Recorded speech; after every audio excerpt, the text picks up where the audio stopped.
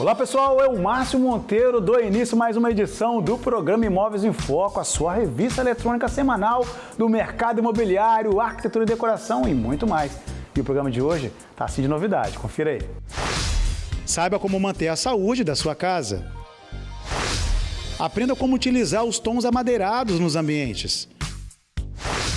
Confira os tipos de contratos no direito imobiliário.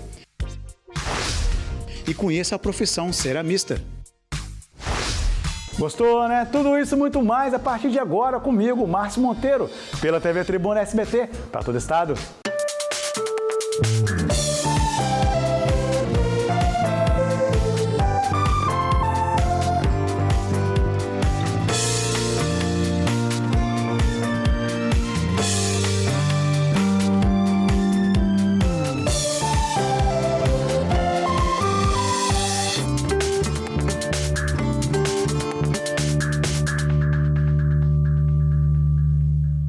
E já inicia o programa Imóveis em Foco de hoje falando sobre saúde. Você sabia que a nossa casa necessita da mesma atenção que você daria à saúde do seu corpo?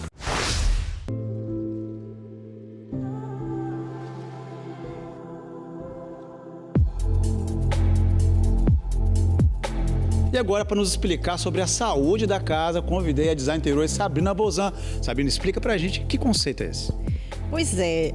Geralmente, você liga o conceito saúde ao corpo, à ausência de saúde, às doenças. E, na verdade, é muito mais do que isso. Engloba também outras questões que são físicas, mentais, de bem-estar. E também está relacionado às nossas casas. Mas aí você pergunta, que casas? Porque quantas casas? Pois bem, existem 3 tipos de casa. Que é o nosso planeta, onde a gente vive, é considerado uma casa, o nosso corpo, que é onde a gente relaciona com a saúde, física, e a nossa casa, que a gente realmente habita, nosso ambiente. Então, nós devemos pensar na saúde das 3 casas. Mas o foco hoje é falar sobre a saúde da casa que a gente habita, Mas como é que essa saúde pode ter um desenvolvimento positivo? A casa, ela é uma continuação nossa e vice-versa, O planeta também. Então, uma coisa vai puxando a outra. Então, se você tem bons hábitos, mas tem uma casa que ela não está saudável, as coisas não se encaixam muito bem, entendeu? O ideal é manter o mesmo cuidado, novamente, num todo. Então, você tem uma casa saudável, você tem um corpo saudável e você tem uma preocupação para que o planeta também esteja em ordem. Nossa, que assunto curioso, Então, cuidar da natureza e cuidar do próprio corpo, então já entra dentro desses conceitos, E cuidar da casa, de que modo a gente pode deixar nossa casa saudável? Pois é, a gente tem que ficar atento a vazamentos, a parte hidráulica, em geral, a parte elétrica, a manutenção do mobiliário, que é uma coisa que a gente sempre deixa para depois, também é importante. É como se cada pedacinho da sua casa fosse um pedacinho do seu corpo. Cada coisa da sua casa é como se fosse um órgão do seu corpo. E aí você tendo uma casa saudável no sentido da manutenção estar em dia, organizada, limpa, isso reverbera na sua vida, no seu corpo e vice-versa. Mas isso pode, às vezes, ser confundido com a arquitetura afetiva? Não, porque a arquitetura afetiva, ela está relacionada a elementos que te remete a alguma lembrança. No caso aqui, nós estamos falando de saúde, Uma casa que tem a manutenção hidráulica, ela vai reverberar o que na sua saúde? Na sua menos risco de você ter um problema alérgico, respiratório. E tem as questões também que a gente fala holística, né? Uns dizem que quando tem um vazamento de água, a gente tem as nossas emoções que estão indo embora, né? Então isso também influencia, além de a gente ter um problema também com o meio ambiente. Tá vendo como tudo é ligadinho? Porque um vazamento de água, a manutenção hidráulica não feita corretamente, você tem um desperdício de água.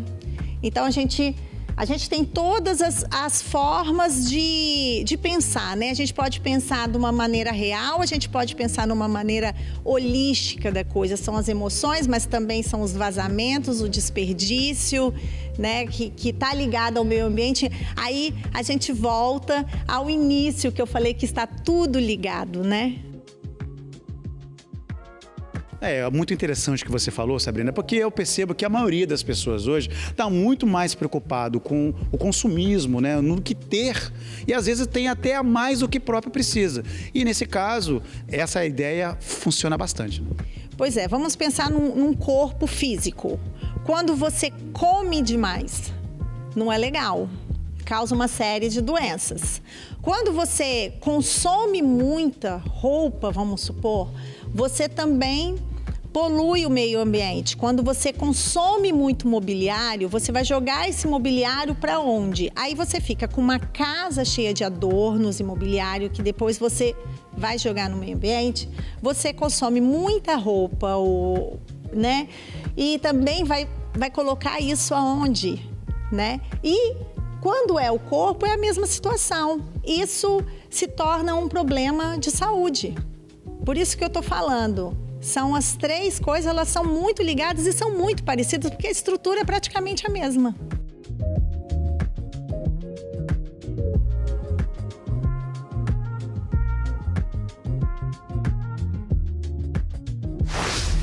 Que matéria legal, né, gente? Muito obrigado, Design Interiores, Sabrina Bolzan, por trazer um assunto tão curioso como esse. E é sim importante mantermos a saúde da nossa casa. E antes de chamar o break comercial, quero convidá-los a seguir nossas redes sociais no Instagram, @Imóveis em Foco, e também lá no Tribuna Online, acessar e assistir todas as edições. Inclusive o programa de hoje daqui a pouco já vai estar disponível, tá bem? E antes de chamar o break, confira aí, tem muito mais. Aprenda como utilizar os tons amadeirados nos ambientes. Confira os tipos de contratos no direito imobiliário. E conheça a profissão ceramista. Gostou, né? Tudo isso e muito mais depois do break comercial comigo, Márcio Monteiro. Aguardo você, hein?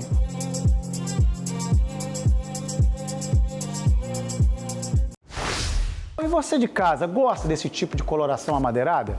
Você sabia que mais de 50% desse tipo de cor é utilizado dentro dos ambientes decorados? É sobre isso que iremos falar agora.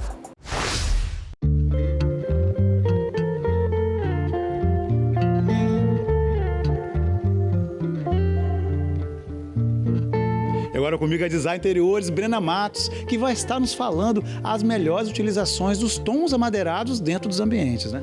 É isso aí, Márcio. Os tons amadeirados estão muito presentes nos nossos projetos, nos ambientes, nessa leveza que a gente pode trazer com eles, né? Fazendo mistura de tons, um tom mais escuro, um tom mais claro. É muito interessante, muito moderno aí hoje. É, de fato, né, Brena?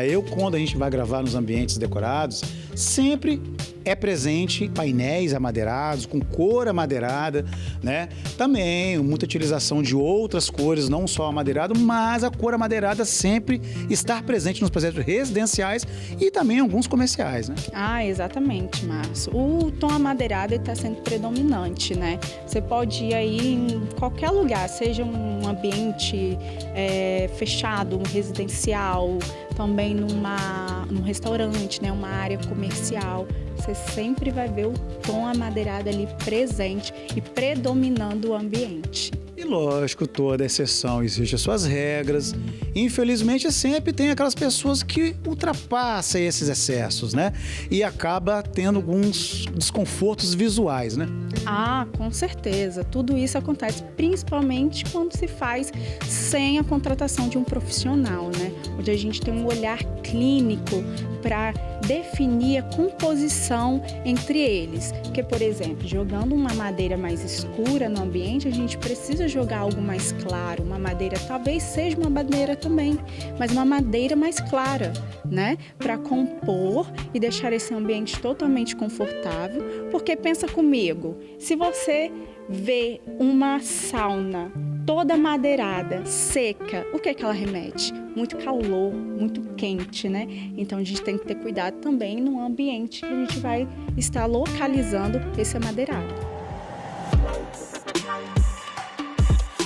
E o bacana de tudo isso, gente, é que essa cor amadeirada, ela ficou tão presente dentro dos projetos que ela foi para os revestimentos vinílicos, revestimentos porcelanatos, que também acaba sendo utilizado nas áreas externas, beiras de piscina, né?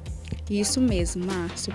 Hoje não está só dentro do ambiente, mas também nas áreas externas, né? Como a gente falou, numa área comercial, seja no piso, no teto, na parede, em um móvel. Então, um deck de uma piscina, né? Uma borda de uma piscina. Então, tudo isso, todos esses detalhezinhos, a gente pensa no amadeirado. E, antigamente, a gente pensava o amadeirado era o quê? Rústico. Hoje, não.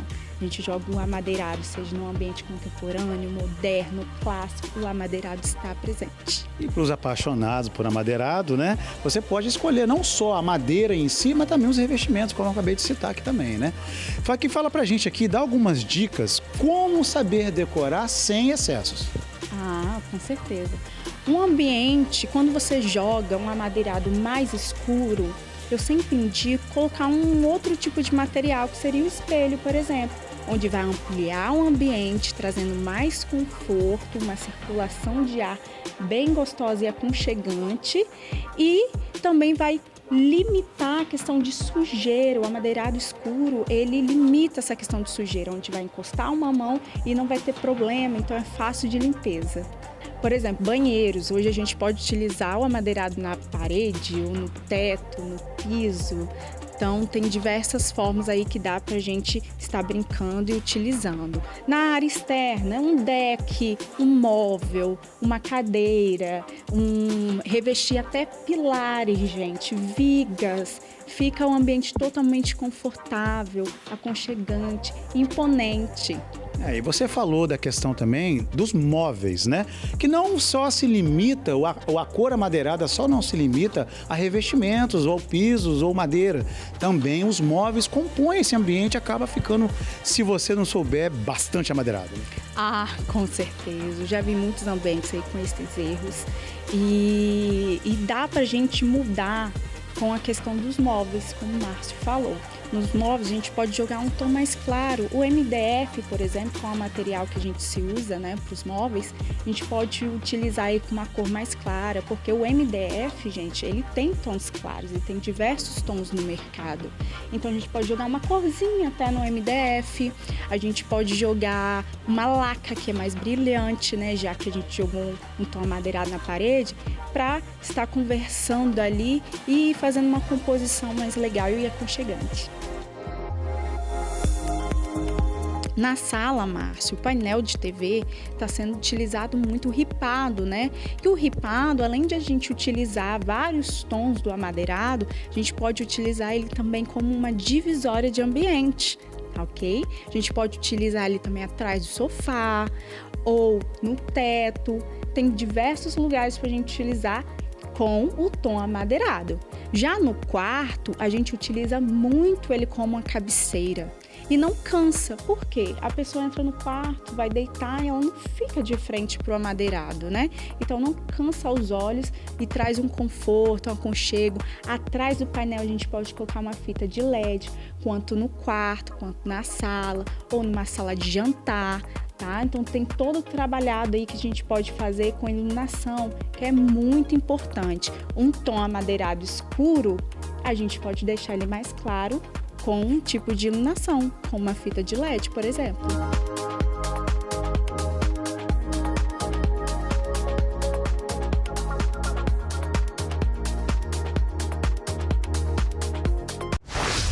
Muito obrigado, Design Interiores, Brena Matos, por trazer essas dicas tão bacanas pra gente. E vocês viram, né, que é possível sim você utilizar essa cor amadeirada em todos os seus ambientes e sem deixar cansativo, que é o melhor de tudo, né?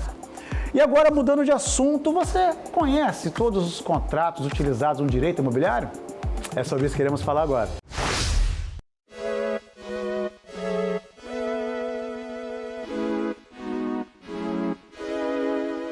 E agora comigo o advogado especializado no direito imobiliário, Tiago Cirilo. Ô Tiago, todos nós sabemos que na hora de você adquirir o seu imóvel, aquele sonho realizado, existe diversos tipos de contrato. Mas eu fiquei curioso, existe um contrato chamado contrato de promessa? Sim, verdade, Márcio. O contrato de promessa, na realidade, ele é um pré-contrato, um contrato preliminar que será construído um imóvel, ou seja, o imóvel, uma construtora, incorporadora, um imóvel que está na planta. Por isso que é um contrato de promessa, ok? Ô doutor, explica pra gente qual é a diferença do contrato de compromisso. Bom, Márcio, o contrato de compromisso, o imóvel ele já está construído, ok? O primeiro passo para o comprador é que seja lavrada a escritura pública no tabelião de notas, logo após vai até o cartório de registro de imóveis, para que ali seja averbado na matrícula, isso mesmo do imóvel, para a sua segurança jurídica mesmo do comprador. Veja bem, Márcio, o contrato de compromisso, muitas das vezes, o vendedor mal intencionado, ele pode vender aquele imóvel por várias vezes, o mesmo imóvel por várias vezes, mas quando ele está averbado na matrícula, ali é um negócio. Por isso que o contrato de compromisso, ele não é finalizado na sua totalidade. Aí sim, após sendo finalizado, aí entra em outro contrato, que é o contrato de compra e venda. Mas antes de a gente entrar nesse contrato de compra e venda, me atentou a ideia de você falar que normalmente esse contrato de compromisso e de contrato de promessa, normalmente é acordado com consultoras incorporadoras. Mas se esse pessoal de casa está querendo fazer diretamente a instituição bancária, qual é o contrato que é exigente pelos bancos? Sim, o contrato, então, no caso, exigente pelas instituições financeiras, pode ser, sim, o contrato de compra e venda. Mas o imóvel, ele fica alienado, né? Enquanto o imóvel ele não seja quitado na sua totalidade e fica averbado na matrícula do imóvel. Então, neste caso, o contrato de compra e venda, ele sobrepõe em cima dos demais contratos? Sim, ele é o último contrato. O contrato de promessa, ele é um pré-contrato e o contrato de compromisso também. Assim, sendo finalizado a sua totalidade, ele entra no contrato de compra e venda. E a escritura, no caso, é só depois que você quita o imóvel, no caso? Não. Na realidade, só reforçando, a escritura pública, no Código Civil Brasileiro, no seu artigo 108, é bem claro que é essencial a obrigatoriedade cujo o imóvel seja acima de 30 salários mínimos, é essencial e obrigatório a escritura pública. Após sendo lavrada a escritura pública, aí sim vai até o cartório de registro de imóveis para que seja ali averbado ou registrado no imóvel da transferência para o vendedor. E lembrando também, né, gente, que todos esses contratos, essa escritura no final de todo o processo, o imóvel tem que estar devidamente registrado na prefeitura, no cartório, e o projeto também está aprovado pelos órgãos públicos, né? Sim, Márcio. Por isso que é importante o comprador, porque é um investimento de um valor considerável, né, Márcio? Então, o que acontece? Antes de comprar qualquer imóvel, é interessante que o comprador procure um corretor de confiança, um advogado especialista na área imobiliária, para que possa dar segurança na compra ali nas tratativas. Pois é, né, doutor? Você falou de uma coisa que realmente é muito importante, porque mexe só, normalmente, com dinheiro, mexe também com o sonho das pessoas, né? E hoje no mercado, infelizmente, fraudes diversos tipos, igual você falou, a questão daquele mesmo imóvel ser vendido por 4 pessoas diferentes. Isso realmente é algo que deve preocupar muitas pessoas, mesmo nós sabendo, doutor, que é muito burocrático, realmente precisa de ter um profissional ao lado para estar te orientando. Mas dê pra gente aqui alguns conselhos para que o pessoal de casa não caia, talvez, no conto do vigário.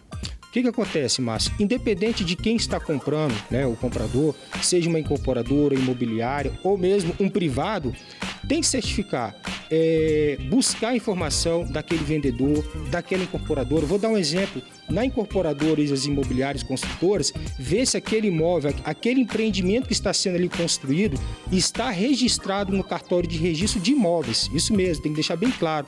Se ali foi feito toda a parte jurídica, né, documental. Caso você compre diretamente com o vendedor, o que muitas das vezes, Márcio, a pessoa acha que está comprando uma propriedade, principalmente no contrato de compra e venda, e muitas das vezes está comprando uma posse, que não é propriedade. Então, ali está comprando, na verdade, cessão de direitos possessórios, que é uma outra situação. E aí você pode ter uma dor de cabeça, né? Entrar numa esfera via judicial, que aí é um desgaste, né?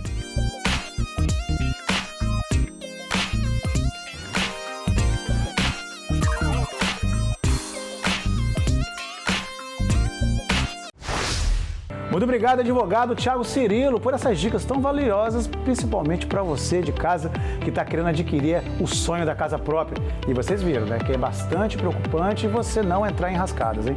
E antes de abrir o comercial, quero convidá-los mais uma vez a seguir nossas redes sociais no Instagram, @Imóveis em Foco, e lá também no Tribuna Online, acessar e assistir todas as edições, inclusive o de hoje, daqui a pouco já vai estar disponível, não perca tempo. Você de casa gosta de decorar a tua casa com peças exclusivas como essa? Talvez não comprando, e sim fabricando, que tem como matéria-prima o barro. Você conhece a profissão ceramista?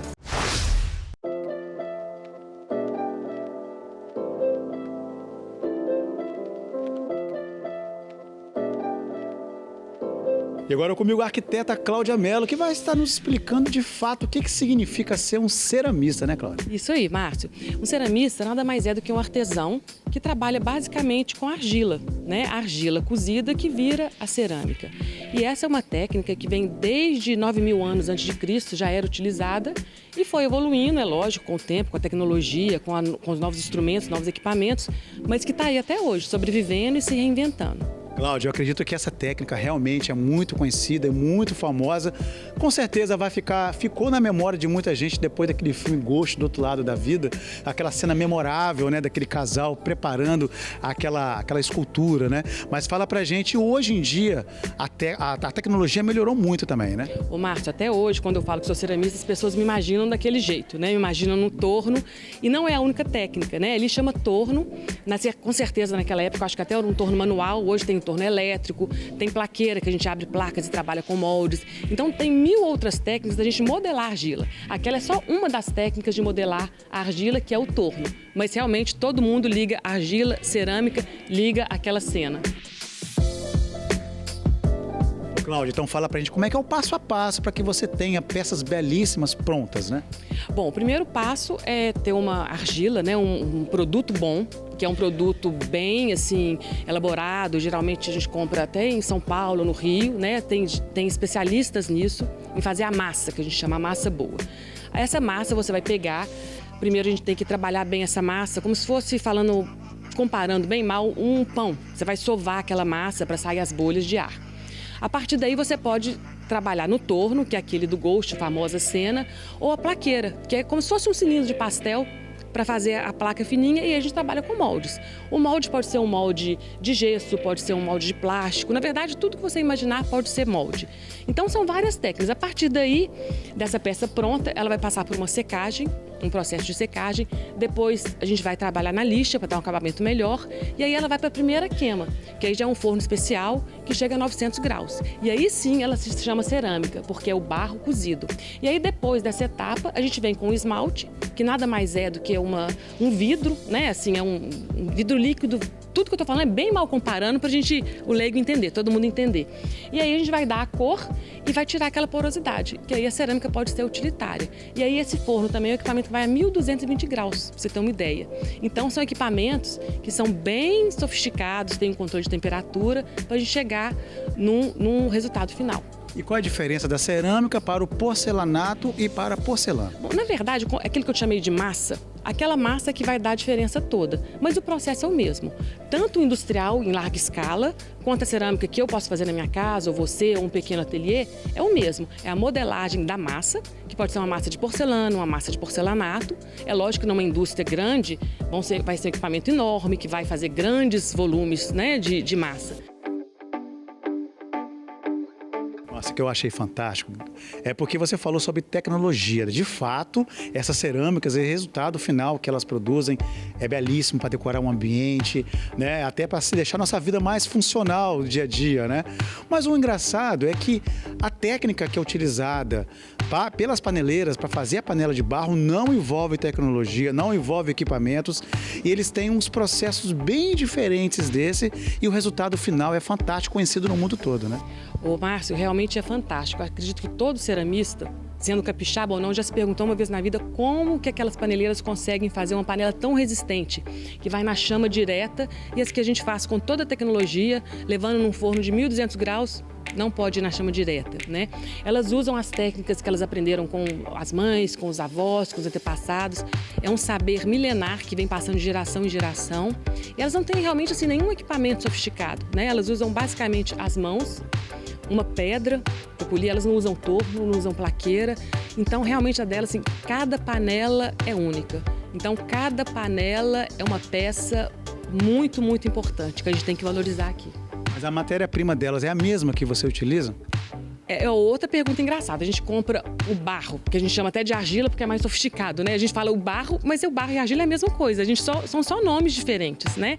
E a delas é uma matéria-prima sem tratamento, né? Que elas pegam ali no mangue, e a gente pega um barro que não chama mais nem barro, chama argila, porque é super sofisticado, tem outros componentes, e a delas consegue um resultado maravilhoso. Inclusive, eu já fiz o teste, né, com o mesmo barro delas, o barro que elas pegam lá no Vale do Mulengá. Não fica a mesma coisa, não é a mesma resistência, é um saber realmente delas. Ô, Cláudia, fala pra gente, pessoal de casa que gostou dessa técnica, como que eles podem estar buscando informação e instruindo para que seja um ceramista futuramente, né? Olha, acho que é uma técnica que todo mundo pode fazer, são várias possibilidades.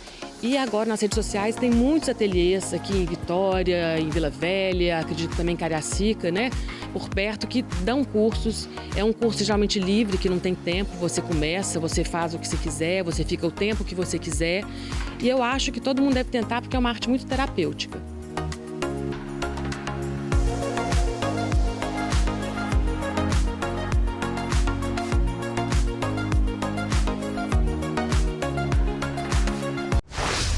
Que matéria bacana, né, gente? Muito obrigado, arquiteta e também ceramista Cláudia Mello. E vocês viram aí de casa, né, que vale a pena sim você explorar os seus conhecimentos e abrir novos mercados de trabalho, hein? E você de casa gostou do programa Imóveis em Foco de hoje? Infelizmente chegamos ao final dessa edição. Pois é, ficou triste, né? Mas não tem problema. Todo sábado, 8h30 da manhã e na segunda, 1h da tarde, comigo, Márcio Monteiro, e também nas nossas redes sociais no Instagram, @Imóveis em Foco. E também, se você quiser assistir todas as edições, é só entrar no nosso canal no YouTube, Tribuna Online, e assistir todas, inclusive essa de hoje, hein? E não perca na semana que vem comigo, Márcio Monteiro, pela TV Tribuna SBT para todo o estado. Aguardo você, hein? Até lá. Tchau, tchau.